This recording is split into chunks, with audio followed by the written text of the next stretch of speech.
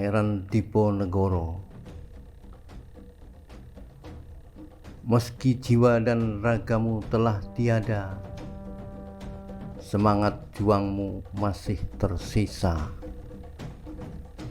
Meski cita-citamu tak terwujud, wasiatmu tetap berlanjut. Lidah cucumu tak pernah kering, ngajak dialog yang penting-penting.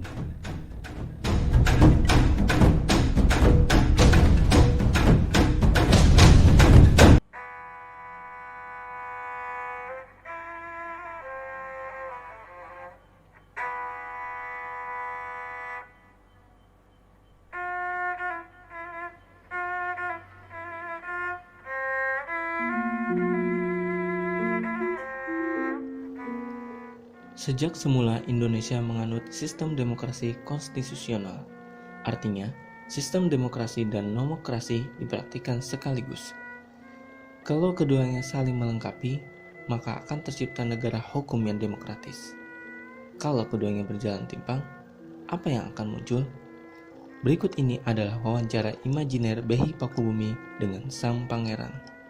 Assalamualaikum Eyang, cucumu mau bertanya, bagaimana pendapat Eyang tentang pelaksanaan demokrasi di negara kita sekarang ini? Hai, pertanyaanmu itu bisa membangunkan macan tidur. Loh, kenapa? Karena pelaksanaan demokrasi kita sekarang ini sedang dikoyak-koyak oleh pelanggaran hak asasi manusia. Kita introspeksi saja Eyang, bukan berdebat. Boleh. Apa pertanyaanmu tadi? Bagaimana pendapat Eyang tentang pelaksanaan demokrasi di negara kita sekarang ini? Sebelum menjawab pertanyaanmu, Eyang ingin jelaskan bahwa negeri kita ini menganut sistem demokrasi konstitusional, yaitu pemerintahan negara yang kekuasaan politik dan kekuasaan pemerintahannya dibatasi oleh konstitusi. Maksudnya bagaimana? Eyang setuju dengan pendapat Miriam Budiarjo.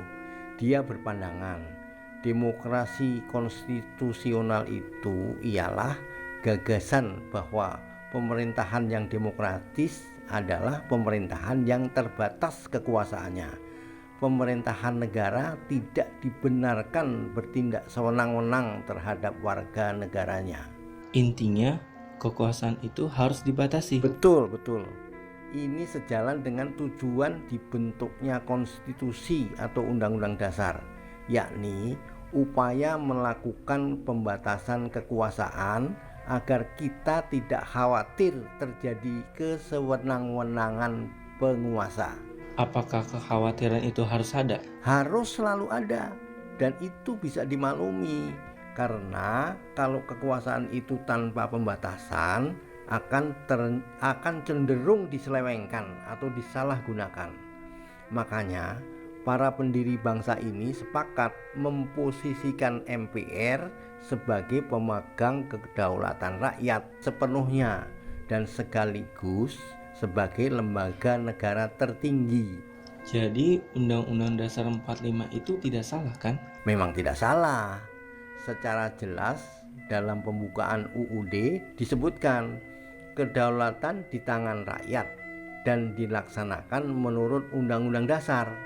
Lalu pasal 1 ayat 3 dinyatakan negara Indonesia adalah negara hukum. Itu artinya negara kita ini menganut dua sistem sekaligus, yakni demokrasi dan nomokrasi. Adakah sistem yang lain? Ada 5 teori kedaulatan, yakni kedaulatan Tuhan, kedaulatan raja, kedaulatan negara, kedaulatan rakyat, dan kedaulatan hukum. Nah, negeri kita ini menganut sistem kedaulatan rakyat dan kedaulatan hukum. Apa makna demokrasi dan nomokrasi? Demokrasi dimaknai sebagai rakyatlah yang mempunyai kekuasaan tertinggi dalam suatu negara. Pemerintahan dalam suatu negara dilakukan dari, oleh, dan untuk rakyat. Kalau nomokrasi?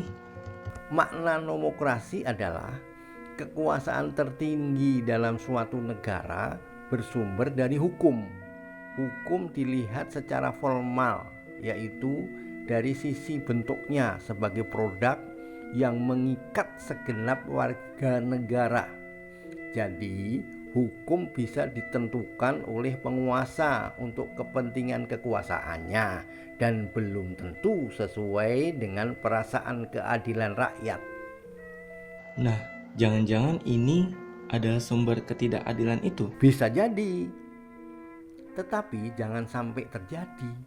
Kalau demokrasi dan nomokrasi itu dianut bersama-sama dalam suatu negara dengan bijaksana, yang ulangi lagi, dengan bijaksana, keduanya akan melahirkan konsep hukum yang demokratis. Kok bisa? Mestinya bisa dan harus bisa, karena kedaulatan tertinggi di tangan rakyat itu dibatasi oleh kesepakatan bersama yang dituangkan dalam aturan hukum. Dan hukum itu semestinya mencerminkan kepentingan dan perasaan keadilan rakyat. Menurut Eyang, bagaimana praktiknya di negeri kita sekarang ini? Nah, inilah yang hendak Eyang wasiatkan kepadamu. Negara kita ini adalah negara hukum, tetapi berbagai aturan masih saja belum mencerminkan kepentingan dan perasaan keadilan rakyat. Mana buktinya? Eyang tidak perlu menunjukkan bukti. Eyang hanya ingin mengatakan bahwa pisau hukum itu masih tajam ke bawah dan tumpul ke atas. Padahal nilai kemanusiaan seharusnya menjadi aspek penting dalam tujuan hukum, yaitu keadilan, kepastian, dan kemanfaatan. Apa pesan Eyang yang lain?